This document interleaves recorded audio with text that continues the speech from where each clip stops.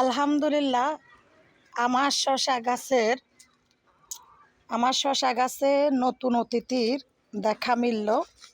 আলহামদুলিল্লাহ আলহামদুলিল্লাহ আমার হিন্দু, বৌদ্ধ, খ্রিস্টান, মুসলিম ভাই বোনেরা সবাইকে আসসালামু আলাইকুম। আবারও সালাম কিন্তু প্রত্যেকের জন্য নির্ধারিত আছে, সবাই সবাইকে সালাম দিতে পারে। তো দেখেন, আমি আপনাদের সাথে আমার শশা গাছ রোপণ করা এবং শশা গাছে যে চাং দিছি, মাচার ব্যবস্থা করে দিছি, সম্পূর্ণ ভিডিও আমি আপনাদের সাথে শেয়ার করছি।